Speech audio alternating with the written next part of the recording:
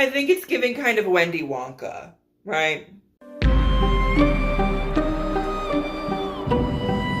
Ooh! Watch as I emerge. Douglas, this is my intro. Hello, my name is Wendy Weather, the History Drag Queen, and welcome back to Spooky History, where this year we are talking about all things horror. And you guys, it's the last episode of Spooky History this year. We've talked about the origins of horror, horror storytellers, the cinema of horror, and some horrifying history facts. And let's actually discuss why we like horror to begin with, or why we're enamored with scary things. So let's dive right into the psychology of horror. So one reason why we like to experience the sensation of horror or be frightened is actually to experience stimulation. Exposure to terrifying acts or the anticipation of those terrifying acts can actually stimulate us both physically and mentally. Because fright can actually trigger adrenaline in the body and a surge of energy.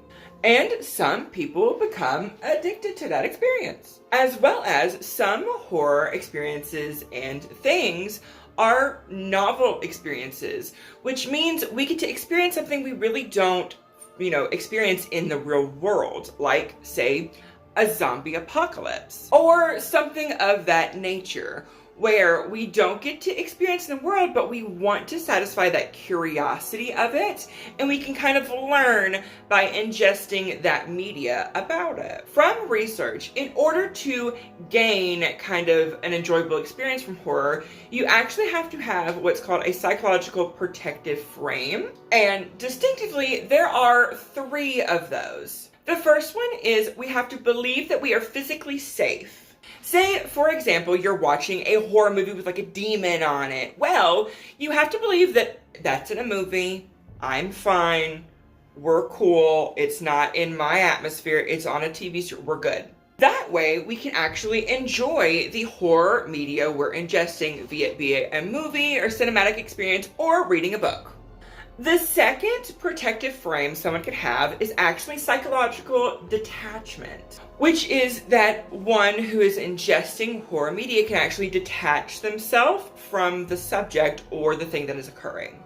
So, for example, let's say you're watching a movie and, let's say a slasher is chasing down, like, a teen girl or, like, a guy. Well, you see that and you're like, that's a fake scenario. They're actors. They're doing such wonderful acting. I'm watching 2 actors act out a scene. This is wonderful. Love that. And therefore, you can enjoy the piece of horror or scary, spooky thing. The third protective frame someone could possess is actually confidence and danger management.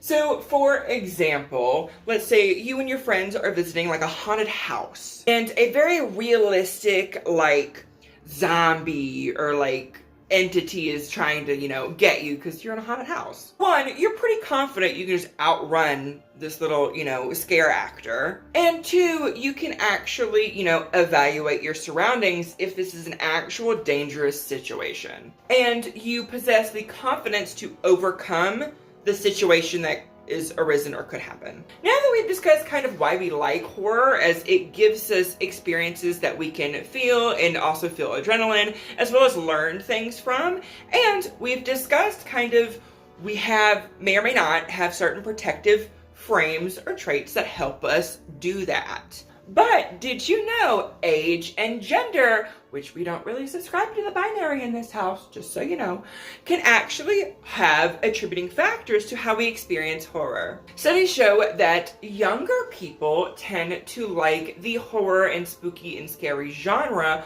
more than, say, an older audience or individual. As well as masculine AMAB or masculine presenting people tend to like horror and horror things and scary spooky things more than femme AFAB or femme presenting individuals. Research also shows that femme presenting individuals or AFAB peoples like horror scenarios that have a nice resolution at the end. If, say, you're watching like a spooky, scary movie and like the demon or entity is defeated, or, you know, there's a resolution there, the femme individuals like movies like that have a resolution than, say, cliffhangers or something like that. Whereas more masculine AMAB and like masculine individuals like movies and horror things that have crazy, terrifying acts in them. It doesn't really matter about the story. If there's crazy stuff happening in it, the masculines are there. Another thing is, did you know horrific things can actually bond individuals? That's probably why you and your coworkers are really close, because you're all like trauma bonded because you're in this kind of psychological, terrifying like workplace or whatever. Which is probably why me and all of my besties are trauma bonded, because we all used to work for the same place. Yeah, not great.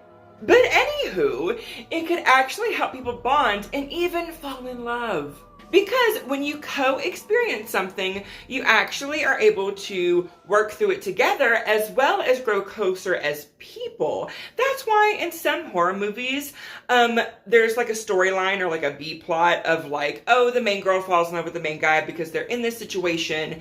They kind of like fall for each other, like psychologically. It's a whole thing.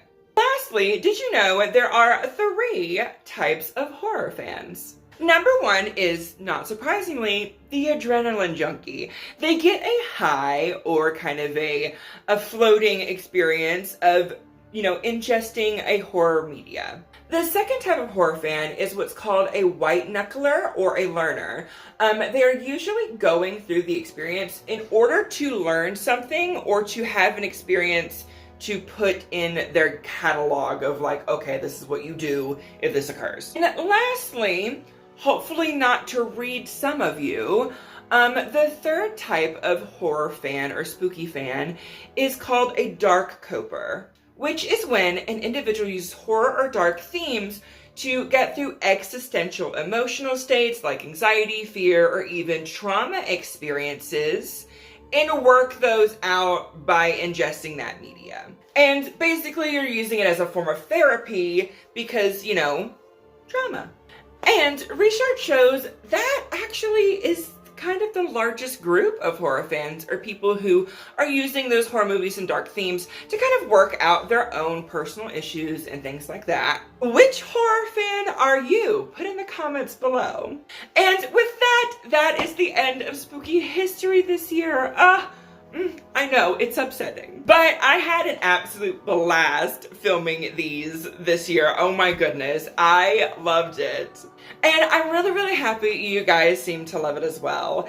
And as always, don't forget to like, comment, and subscribe, and stick around because you just might learn something. Oh, Douglas, do you have anything to say or any last thoughts? Gaze upon me. I mean, gaze upon me. It's the beauty.